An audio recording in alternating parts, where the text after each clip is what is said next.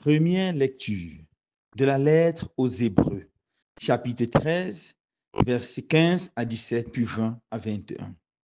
Frères, en toutes circonstances, offrons à Dieu par Jésus un sacrifice de louange, c'est-à-dire les paroles de nos lèvres qui proclament son nom.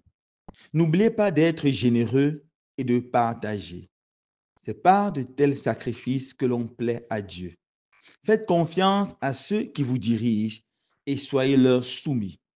En effet, ils sont là pour veiller sur vos âmes, ce dont ils auront à rendre compte, et accompliront leur tâche avec joie, sans avoir à se plaindre, ce qui ne nous serait d'aucun profit.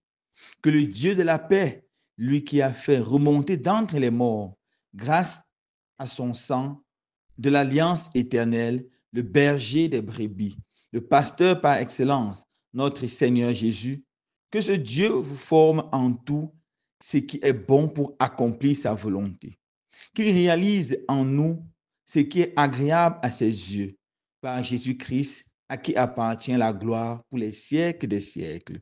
Amen. Parole du Seigneur. Nous rendons grâce à Dieu. Frères et sœurs bien-aimés, où nous avons la conclusion de la belle lettre aux Hébreux, qui conclut en donnant 3 recommandations et on peut dire une prière. La première de ces recommandations est celle-ci. Frères, en toutes circonstances, offrons à Dieu par Jésus un sacrifice de louange, c'est-à-dire les paroles de nos lèvres qui proclament son nom. En toutes circonstances, rendez grâce à Dieu. Bénis le Seigneur. Louez le Seigneur. Il peut être souvent facile de rendre grâce au Seigneur dans les moments de joie, quand on réussit un examen, quand on se marie, quand on trouve un travail, quand on retrouve la santé. C'est souvent facile de rendre grâce à Dieu, dire merci à Dieu. Mais malheureusement, même dans les circonstances de joie, il y a beaucoup de chrétiens qui oublient de célébrer le Seigneur. Nous devons apprendre à dire merci au Seigneur pour toutes les joies qu'il nous donne, les petites comme les grandes, pour un repas partagé, pour les amis rencontrés. Nous devons commencer nos journées par des actions de grâce pour le sommeil, le repos de la nuit, et les finir par des actions de grâce pour toutes les merveilles accomplies. Mais aussi, nous devons apprendre à rendre grâce au Seigneur, même au cœur de l'épreuve, même au cœur de la souffrance. On voit ça de façon grande et belle dans le livre de Job. Job qui connaît tout genre de calamités, perdre de tous ses biens, mort de ses enfants.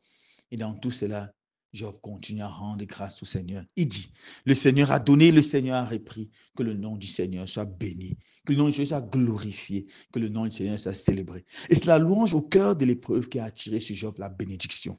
Mon frère, ma soeur, la louange au cœur de l'épreuve attire sur nous la bénédiction. Rappelez-vous, Jéricho. Quand le peuple ne pouvait pas entrer à Jéricho, ils ont commencé à louer, célébrer le Seigneur. Et c'est au cœur de la louange que les murs de Jéricho sont tombés. Mon frère, ma soeur, apprends à rendre grâce au Seigneur.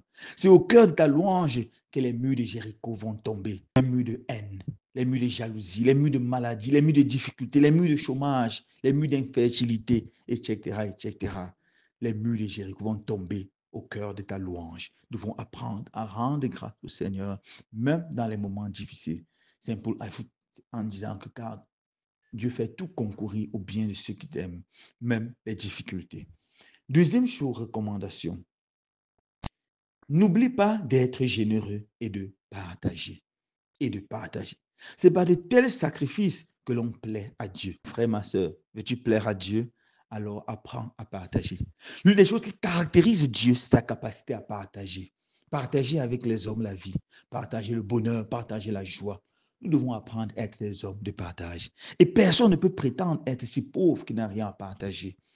Mon frère, ma soeur, souvent quand tu te crois le plus pauvre, il y a quelqu'un qui souffre plus que toi quelque part. Tu dois apprendre à lui donner, à lui venir en aide, apprendre à partager. Quand le Seigneur te donne 2 habits, tu peux apprendre à donner avec celui qui n'en a pas. Quand le Seigneur te donne 10, 20, 30 habits, tu dois partager. Quand le Seigneur te donne de manger, ouvre toujours tes yeux pour voir autour de toi ceux qui ne mangent pas. Il faut apprendre à partager. Quand le Seigneur te bénit avec une maison, pense à ceux qui n'ont pas de maison. Pense aux orphelins, aux veuves de ta propre famille. Pense aux orphelins, aux veuves qui sont autour de toi. Pense aux enfants qui ne peuvent pas aller à l'école. Apprendre à partager. C'est en partageant complet à Dieu. Et Saint Jacques nous dit, la charité couvre une multitude de nos fautes, une multitude de nos péchés. Le partage, c'est le secret de saint. Veux-tu être un saint? Veux-tu être une sainte? Apprends à donner généreusement. On peut partager aussi les biens spirituels. Et le plus grand bien spirituel, c'est la parole de Dieu. Partager, par exemple, ces méditations que tu reçois chaque jour avec tes frères, tes soeurs, tes amis. Partager la parole de Dieu avec tes enfants. Les encourager à aller à la messe, à la catéchèse. Partager tes joies, ton sourire, ton encouragement, ton espérance. Partager ce qui t'habite avec tes frères et sœurs. Ce qui est beau avec les richesses spirituelles, c'est que plus on partage, plus on reçoit. Plus on partage, plus on est consolidé. Frère, ma soeur, nous devons apprendre à partager. Ne nous fatiguons jamais de partager. Dernière recommandation très belle. Il nous dit ceci. Faites confiance à ceux qui vous dirigent et soyez leur soumis. Ceux qui nous dirigent dans l'Église, nos pasteurs, prêtres, évêques, nous devons leur faire confiance. Eux, ils doivent regarder à l'esprit. Ils doivent veiller sur nos âmes. Ils doivent garder à l'esprit qu'ils seront jugés sur cela par le Seigneur. Alors, ils devront assurer ces tâches avec sagesse, avec responsabilité, avec diligence. Confiance à ceux qui vous dirigent. Mais aussi à ceux qui nous dirigent dans l'État, à nos présidents. Mais eux aussi, ils ne doivent jamais oublier qu'ils doivent rendre compte à Dieu. Ils ne doivent pas se dire, bon, je suis dirigeant, le peuple va m'obéir et s'enrichir au détriment du peuple. Non, non, non. Le pape François disait, le berger doit sentir l'odeur des brebis. Si les brebis sentent mal, le berger doit sentir mal. Si les brebis font face à la souffrance, à la pauvreté, à la misère, c'est pareil pour les bergers, que ce soit les bergers dans l'église ou les bergers dans l'État. Pas question d'avoir une dichotomie entre les deux.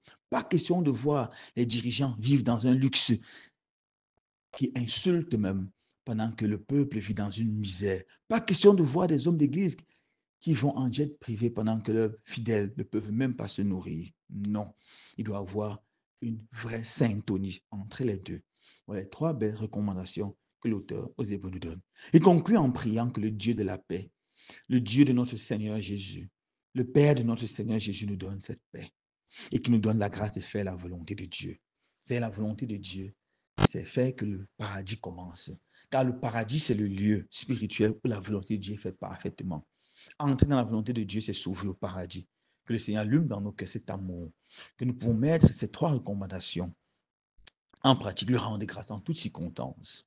Partager, aimer nos dirigeants, surtout que nous puissions nous fondre dans la volonté de Dieu notre Père. Loué soit Jésus-Christ.